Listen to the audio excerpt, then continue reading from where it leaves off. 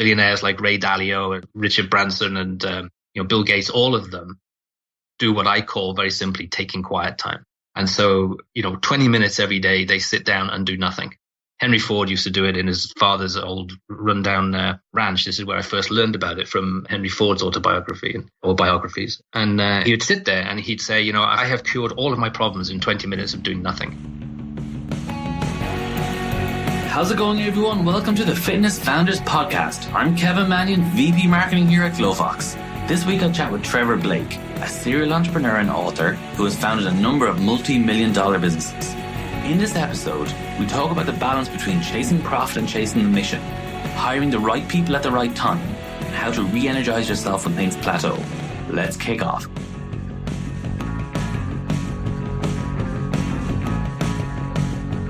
Trevor Blake, welcome to the show. Hi, Kevin. Glad to be on. Great to have you here. So maybe, Trevor, let's start. Just maybe give us a little bit of background on yourself. What are you up to these days? Yes, other people describe me as a serial entrepreneur, which always sounds a bit sinister to me, but I guess you become that. I've built and sold 3 companies, and I'm currently negotiating to sell what would be my 4th company, but I'm also a late bloomer, so I didn't start my first company until I was 43. And I've started each of the companies with a very clear mindset of what the exit's going to be. So build the company, increase profits, exit for a significant multiple. So I've done that successfully 3 times, and hopefully it'll soon be 4th time. The industry that I'm in is always healthcare, but I've been in different fields within the healthcare. So to sort of put the things in context, I started the first company with $200 in 2003 and sold it for $105 million. So it doesn't make me Google, but it's, I'm not complaining. Bad. That's a success. Obviously, being the first company, you learn so much that first time. So I used my learning experience to start a second company, which was more on the research and development side. I sold that in 2 parts for close to $300 million about 7 years later.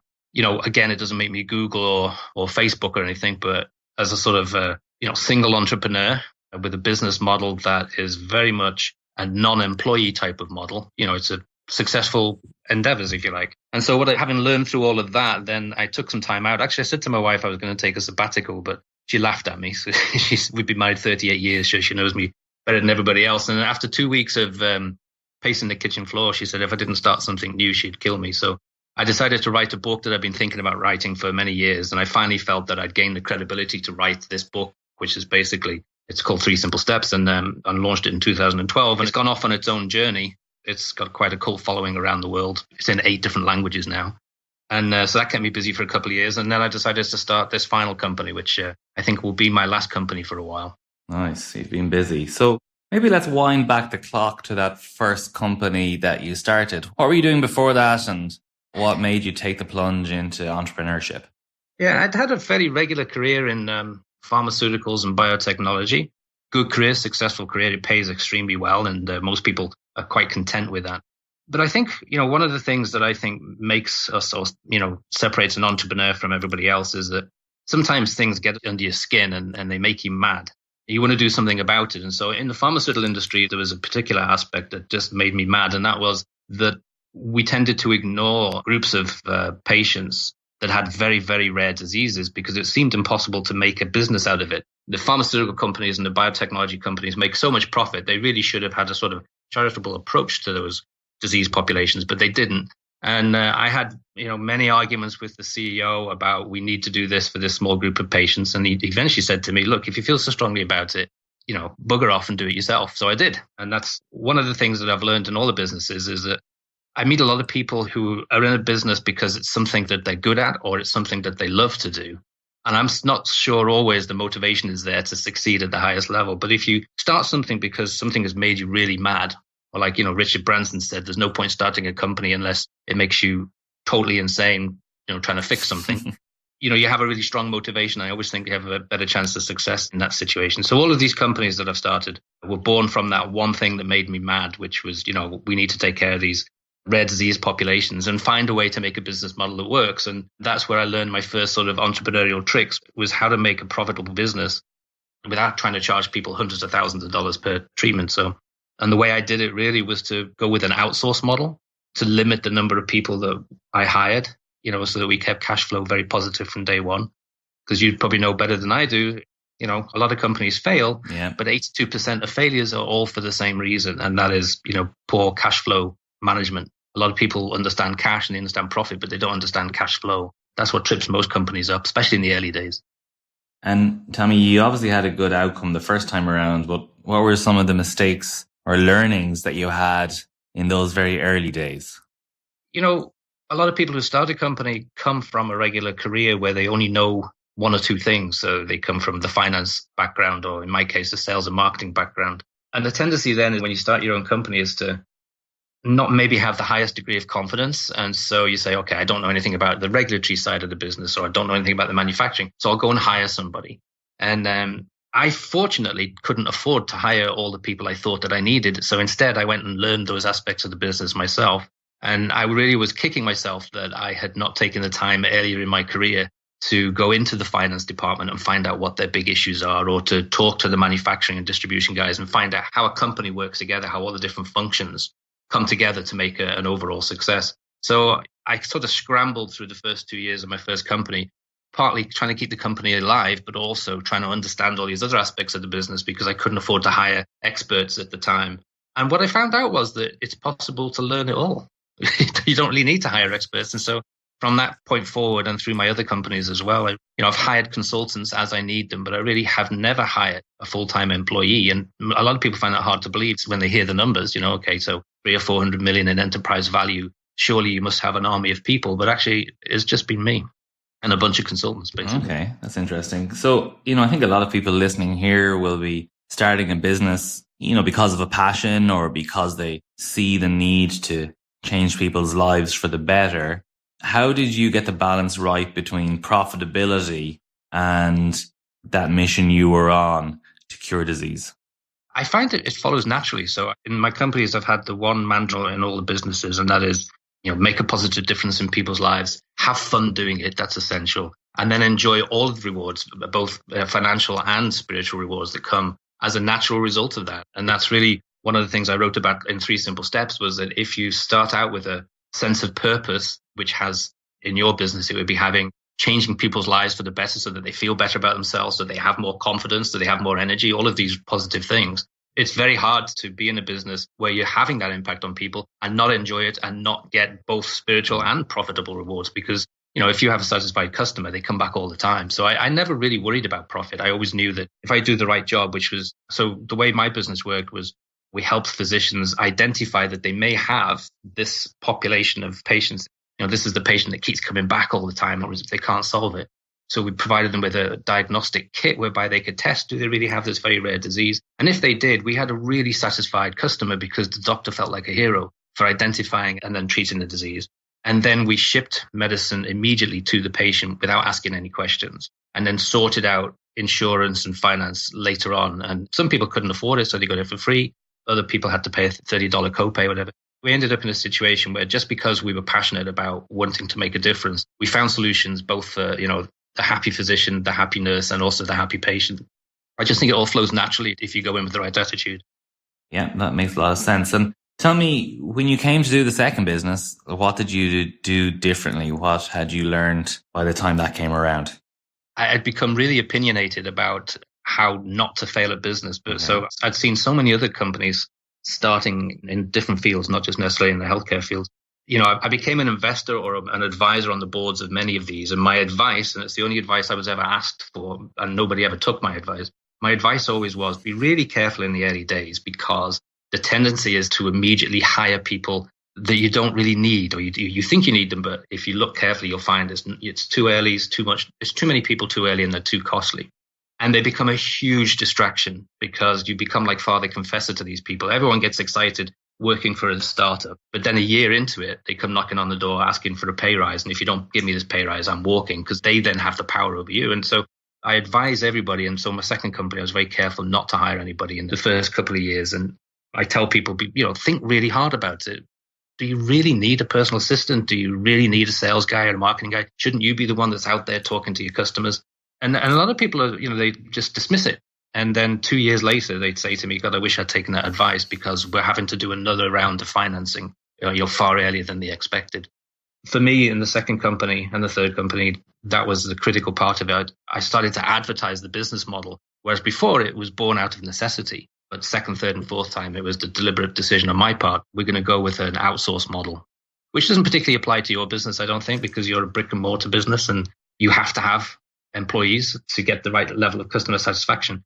But I still see it in every business. I just see overhiring in every business. And that's what kills businesses early because, people need to be paid on time. You can't say, well, I'll pay you in 3 months' time. Whereas, with your suppliers, you'll be saying to them, you want 3-month terms, etc. So people are the hardest part of a business, I think.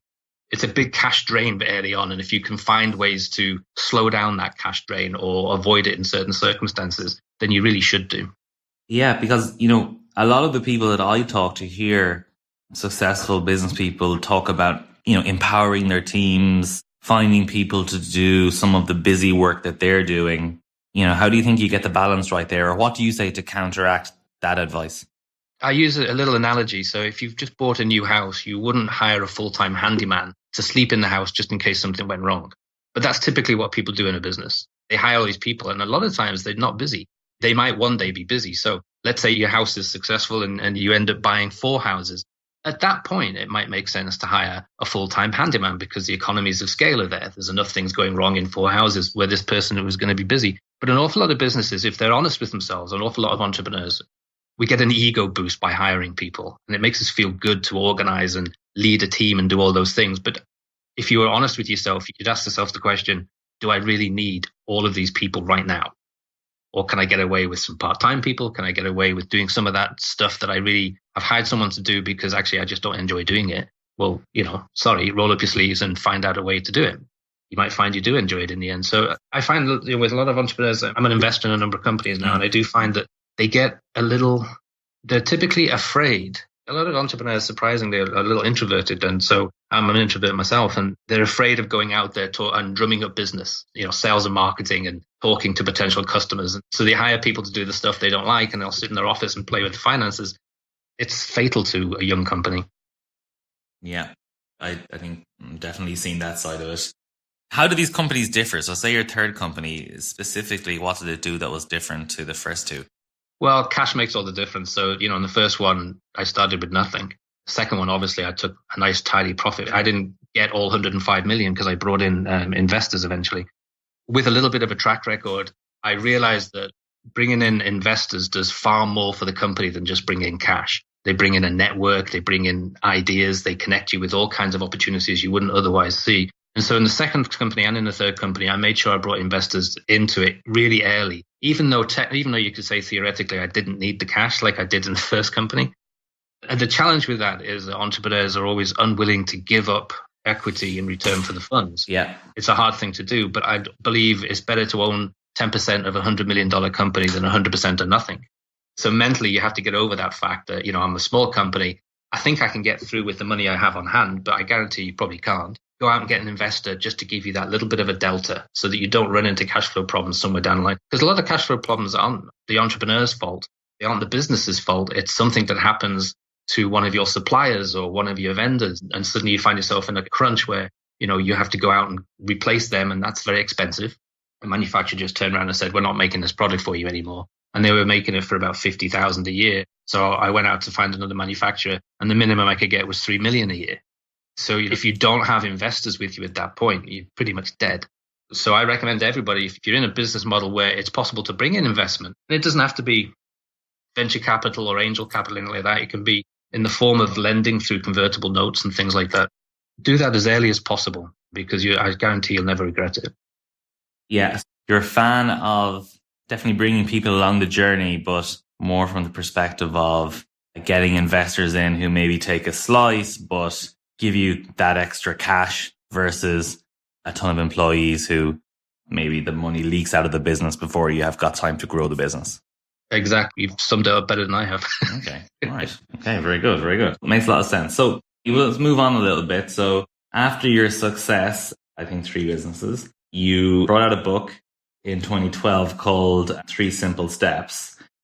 So maybe tell me a little bit about the book. Why did you decide to write a book? Because I'd seen so many people start and fail, that was one thing. And secondly, I believe wholeheartedly you have to give back in whatever way. So, life been very good to me. I'd had successes, and I've also formed strong opinions during those successes. I'd made a lot of mistakes. And so I think it's only appropriate to share that experience with other people who might be interested in learning about it and avoiding making the same mistakes and maybe, stealing a little bit of the good ideas. And that's what entrepreneur groups are about. And that's really what I wanted to do with the book. But also, I was born in Liverpool, but I grew up in North Wales. We were really poor. I mean, my father was out of work my whole life. And my mother died of cancer when I was very young. And it was hard to get out of that sort of quagmire and mentally get the mental strength to become, a business success, to feel comfortable with having money and all these kind of things. So I wanted to write about that too, that journey. And so 3 Simple Steps started as just a simple idea, a sort of self-help type of book. I don't like self-help books. I'm passionately dislike self-help books. And the main reason being that most self-help books are written by people who've never actually done very much. The success is the fact that the book caught on.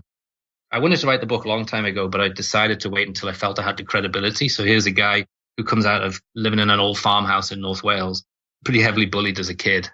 And I escaped from the bullies by hiding in the reference library in the town. And it was there that I started trying to kill time a little bit. I started reading autobiographies of successful men and women of all kinds of success, sport and adventure and business and all the rest of it. And I realized I saw these patterns of behavior and I realized that they were no different to me. They'd all managed to get out of their version of quicksand. And so I kind of cherry picked their ideas. And so there was these 3 things that I started to do. And that's changed my whole life. And so I wrote, that's what it's called, 3 Simple Steps. It was just 3 changes in behavior. So I wanted to pass that on. The book itself has done okay. All my proceeds go to cancer research and development. So I've not even attempted to market it because that would kind of defeat the object. And it's sort of grown a cult following. And so that's now backed up by 2 online courses. There's an online course called Transformation, which is basically the physics, which is behind. I'm a physicist by education. So the physics of success, quantum physics, is behind these 3 simple steps. And then there's also a course called Secrets to a Successful Startup, which has many of the things that we're talking about in terms of entrepreneurship. Okay, I want to dig into these steps in a minute, but just wind back a small bit. When you were in that library, whose books did you read? Who inspired you back then? My biggest inspiration was actually as a kid, fortunate enough, even though my mother died when I was young, she was such a strong spirit and I saw how powerful that female energy can be. And so I've always been inspired actually by people who have to swim against the tide. So C.J. Walker, I don't know if you've heard of C.J. Walker. She was born to slaves. And then she grew up in an area where even though she was free, she was enslaved by the local regulations. She was badly abused. She was pregnant when she was 14 and then her husband ran off. She was so malnourished and so ill that her hair fell out. And that was common for people in that situation back in the 1850s. And so she tried, all the local hair tonics, that people used. They made them out of whatever they could find growing on trees and stuff like that. Nothing worked. But she managed to make one work and everybody else said, can we use that? And so she started going door to door as a saleswoman. And you have to keep in mind several things. One, she's female in a male world. She's a woman of color in a totally white dominated world. She's poor and has nothing. She became America's first female millionaire. And I just think it's an astonishing story. And she also worked equally hard on legislation to eliminate the passion for lynching that was still around in those days. Hard to imagine. It's so recent, but that's what she was involved in. So really inspiring. And I used to think, well, gosh, she had to overcome 10 times more difficult things than I think I'm facing. So why am I feeling sorry for myself? And that's what helped me get out of my particular version of quicksand. She was also someone, I'm a great believer in meditation. So she meditated and that's where she got her brilliant ideas. So I started meditating. That's where I started to get my brilliant ideas for businesses and stuff like that. So all of that is passed on through this book and the next book, which comes out this year, which is Secrets to a Successful Startup. Got it. And tell me, okay, so the 3 simple steps, they're a map to success in business and life. Which is it more applicable for? Is it a business book or is it I hate to say it, is it a self-help book? It's a personal development book, but, rare is the person who gets rich working for someone else. So inevitably, once you learn to take control of your own destiny, then for most people, that would say, okay, I'm going to do something, whether it's in business or in the arts, but I'm going to do it by myself. So typically that becomes an entrepreneurial adventure at that point. It's very rare that people who gain control of their mentalities would then say, oh, I'm going to go and work for Bob. Because it's too frustrating. So it's both really. It's taking control of the mentality, put you in a position where you have the confidence to say, now I'm going to go and do what I always dreamed of doing. I got it. And tell me, okay, so maybe let's see, What are the steps?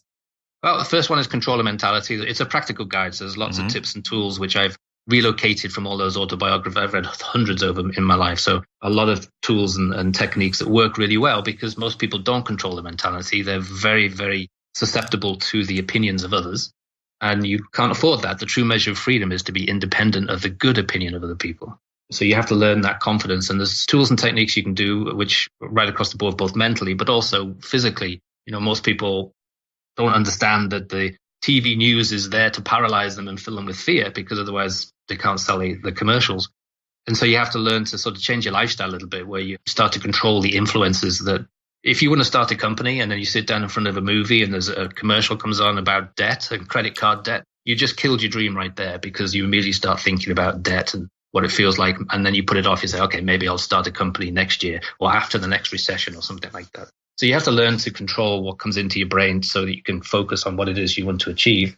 After you do that, you need a winning idea. And the winning ideas come through two aspects. One is meditation. And the second is that if you learn to meditate and use that correctly to create winning business ideas, how do you then cement that business idea in the world? And so there's certain things that you have to do to reinforce that idea of practical, physical things.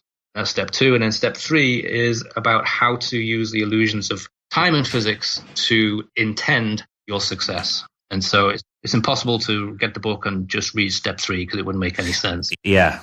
So tell me a little bit more about step 3. Step 3 is intention. So the difference between goals and intentions. There's a huge difference. And so we talk about the need to get into a state of knowing whereby you don't just hope or wish for your success, but you're absolutely guaranteeing it to yourself. And that's a very strong mental place to be. That's why, when I start my companies, I know what the exit is going to be, the day I start it. And so intention is a very deliberate use of mental techniques in order to put yourself in a position where you know you're going to succeed. You don't wish for it or hope for it. You know it. And there are very few people that have that mentality, very few. But everybody who follows 3 simple steps or the course transformation, which you can get through my website, trevorgblake.com, all proceeds go to cancer research and development. So you can do yourself a favor you can read the first chapter of 3 simple steps for free. And you can look at what the content of the courses is and make a decision for yourself. But the outcome of doing any of those 3 things will be that you have this knowing mentality. And that's the difference, I believe, between people who hope to be successful and people who actually are. Got it. So, pardon my paraphrasing, but part 1 or step 1 we'll say is controlling your mentality. So not letting other people's opinions, maybe external forces impact how you're feeling and how you're thinking about things.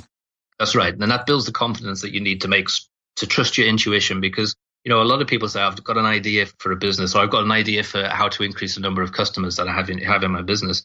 That idea is very easy to erase unless you have this strong mentality because you might make the mistake of sharing it with somebody and they'll say, oh, don't talk rubbish. That's a silly idea. Yeah. And it's immediately destroyed. So you have to learn this mentality of owning the thought and seeing it through. So that's really important. Okay. That's step 1. Step 2 then is about a winning idea. So is it how to come up with a winning idea? Yeah, there's a process. Okay. So there's a process. And of course, as all great thinkers, free thinkers would say, the path to everything is through the way of nothing. So it's very important to take some time out. I'm not saying wear a purple dressing gown and sit on a pointy rock or anything, but there is very important to take time out every day to, just like billionaires like Ray Dalio and Richard Branson and, Bill Gates, all of them do what I call very simply taking quiet time. And so, 20 minutes every day, they sit down and do nothing. Henry Ford used to do it in his father's old rundown ranch. This is where I first learned about it from Henry Ford's autobiography or biographies. And he would sit there and he'd say, I have cured all of my problems in 20 minutes of doing nothing. And most people think that's crazy stuff, that's new age stuff and all the rest of it, but it's actually based in science. And so 3 Simple Steps has the science of that. Okay, why does that work? It works because your 100 billion neurons are free for probably the only time that day. The rest of the day, your neurons are, flowing right down so that we can enact our lives out in the world, which is basically, motor functions and creating thoughts and all of these things that are a really slow process for the brain. But if you give your brain 20 minutes to do nothing, it can connect universally. And then I guarantee later on that day, a brilliant idea will just come into your head and you'll smack yourself on the forehead and say, why haven't I thought of that before? And that's what the benefit of meditation is for me anyway. Other people do it for other reasons, health reasons or whatever. But for me, this is where I've had all my great ideas. And the ideas come not just, oh, wouldn't that be cool? The idea comes as like a blueprint. the whole thing. It's overwhelming. It's 3-dimensional, maybe even more than 3-dimensional. And you think, my God, that's been in my head all of these years and I didn't realize. And that's the benefit of step 2. Got it. So really giving yourself the space, maybe the mental space to come up with something good. How do you know it's a good idea? You can't stop thinking about it. It's in the pit of your stomach. And it has 2 aspects to it. It's a great question, actually, Kevin, because people don't often ask that. It has 2 aspects to it. One is awe and the other is flow. If you don't have this incredible sense of awe when you think about it, then it's not a good idea. Okay. You'll know because your stomach flips over with excitement. You have this incredible awe and you won't be able to hold yourself back. So after awe comes flow, and this amazing flow, which is basically, I've got to do something about this. You immediately go and take action. And the book talks about what actions you should take, as do the courses. So you get this, you can probably hear it in my voice now because my voice is raised. As I think about the business, I get this incredible rush of energy and this sense of awe and this need to do something. That's when you know it's a great idea. Okay, very good. And then, like we said, I know we're digging deep here. Step 3 then is guaranteeing to yourself that it's going to be a success from day one. Yes, and so it's how you direct that sense of awe and flow. So where you go with that. And there's some mental techniques that I stole from great adventurers and great business people, and they've always worked for me. I've never had a situation where they don't work. And, we now have quite a cult following for 3 Simple Steps. I mean, tens of thousands of people all over the world follow closely, listen to the podcast and do all that kind of stuff. I've never had anybody ever contact me and say, well, I did it, but it didn't work. All I get is these amazing stories. And they are amazing stories. I've had people who said they prepared to commit suicide. They've gone through the whole process of writing the note, cleaning, because people don't like to leave a mess. And apparently when they want to commit suicide, so they've prepared their life and all the rest of it. And somehow 3 Simple Steps has got into their hands and everything's changed. And those people have had successful lives since then. And one of my favorite successes is this guy who was sent the book as a gift and opened it. And he was mad because the package was really hard to open. And when he saw it was like a self-help book, he got even madder because, like me, he doesn't like self-help books. But he flicked through it and something about it just inspired him. So he decided to follow it and he started his first company. He's 87 years old. That's brilliant. He was a retired economist at the University of Virginia and he started his company he's been lacking confidence to do because I'm old or because I missed the boat or because it's a young man's world, whatever his reasons were inside of his head. He starts his company at 87. This is probably about 3 or 4 years ago. So he's now in his 90s and he's like a child. He's having the time of his life. Okay, very, very interesting. Okay, let's just move it on a small bit then and make it really concrete for maybe some of the people that are listening here that are either running a fitness business or thinking about starting a fitness business. So think small business, essentially bricks and mortar. Someone in that situation, what is the biggest mistake they're probably making right now? Procrastinating about wanting to start a business. I wish I had done it 10 years before I'd started. Like I said, I'm a late bloomer, 43 when I started my first company. I wish I'd started at 33 or even 23.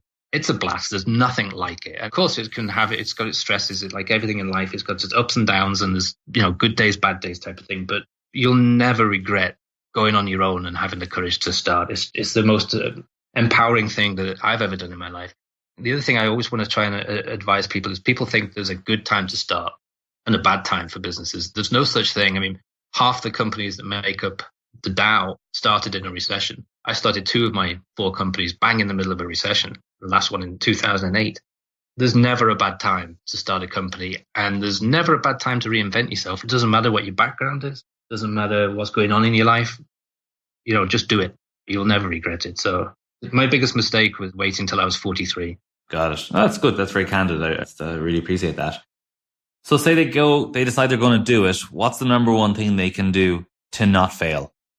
Mental attitude is everything. So there is such a thing as the millionaire's mentality. I forget who said that. Getty, I think, said that. There is a mentality to success. And sometimes I can't believe I'm hearing myself say these things because when I used to read those things in books, I used to want to reach for a sick bag you get on the back of the seat in front of you in the plane. I mean, I really hate all those corny new age catchphrases, but it's so true that there is a mentality. So you've got to get yourself mentally prepared. As you're starting, you don't have to get yourself prepared mentally and then start. But as you're starting, work on your attitude as much as you work on the business.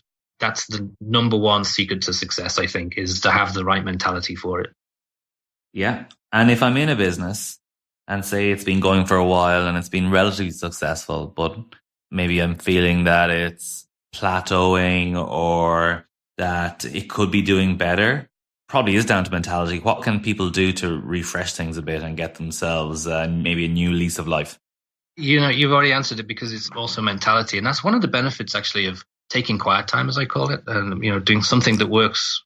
When you meditate, you do all kinds of things to your brain that you wouldn't know unless you studied what meditation is. And so you empower yourself, basically. You basically reboot your brain by meditating. And if you're sort of, feeling a bit stagnated in business, to me, the analogy would be like, it's an old iPad or an old computer.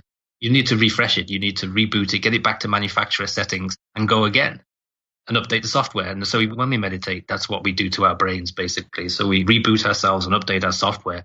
And I find from that, you could wake up in the morning and think, oh, I got to go into this place and we're losing customers and my staff are losing faith in me and all that kind of thing. And then you can go into the place of work, or you can get up in the morning, have those thoughts, and then meditate, reboot yourself. And I guarantee as you go into work, you'll think, you know what? I'm going to get everybody together. We're going to have a brainstorm. We're going to talk about how we can increase our customer base in this particular catchment area. And you'll get what originally felt like a bit of a problem or a bit of stagnation suddenly becomes like a rebirth. And it's all done mentally, but you do have to do the techniques or use the techniques in order to have that reboot. Yeah. And I do it every day. So, I'm living proof. Living proof. So yes, I've got real challenges with the company that I'm exiting right now because it's cancer. Okay. So we're in phase 1 clinical trials, going really well. But, the patients, we're only allowed to give our drug to the sickest of patients. And these are patients who've been on all kinds of drugs. They're very late stage cancer patients, and some of them have only weeks to live. And they're very bravely, as a last resort, saying, okay, we'll let this hospital inject us with this stuff that this guy's come up with. And that whole process can be a real challenge. And so if I didn't do the mental reboot every day, it would be very hard for me to be, in that situation. It can be fairly depressing. When I do that mental reboot, then I get energized. I get all kinds of ideas of what else we can do to support those patients and to make it comfortable for them in that situation. So I'm living proof that it works, and I have to do it myself every day. Okay. Well, you're definitely kept busy now and you're up to great work. Tell me, before we finish, what's next for you? What's your next challenge going to be?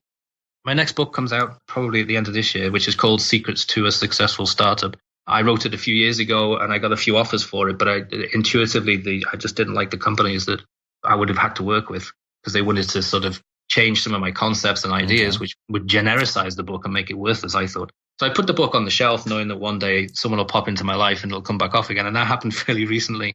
And so now it's going to be published by a brilliant company called New World Library. Nice one. That's going to be a huge success. So with that will come opportunities, I think, to build an entrepreneurial network around that book, which is what I want to do. So I have a course called Secrets to a Successful Startup, and that's already starting to develop a community ahead of the book. The content of the course, I think, is valuable, but what's so much more valuable is the grouping of the entrepreneurs that are doing the course, because the ideas that we're sharing and the questions that are coming in and the brainstorming that goes in that forum is probably 10 times more valuable than the content of the course itself. And out of that, I believe I will invest in some of those ideas. That's my goal anyway. Nice. So you're educating, but you're also finding ways to get involved. Yeah, I mean, when Google came out, I didn't have any money to invest in Google, but I'd like to be one of the first to invest in the next Google type of thing. So, and I believe quite strongly it'll come out of this forum that I'm building around the course. Excellent. All right. Well, Trevor, first of all, thank you very much. It was a pleasure talking to you. Before we wrap up, just maybe tell everyone how they can get in touch and where they can find you online. Yeah, it's very simple. It's my name.com. So it's Trevor G. Blake, trevorgblake.com. Yeah. From there, you can check out the book that's currently available. There'll be some news about the new book when it's nearer the launch time. And you can also check out the courses and also interact with me. I'm very transparent because I believe there's such a lack of authenticity in personal development that one way to make it authentic is that you're accessible. And so people can email me and we can exchange ideas. And if I can help, I'm always glad to. Okay, well, Trevor, thank you very much for coming on the show. You're very welcome. Thank you. I enjoyed it, Kevin. Thank you. This podcast is brought to you by Glofox, a boutique fitness management software company. If you want to accelerate growth, work efficiently, and deliver a well-branded boutique customer experience, you can find us at glofox.com.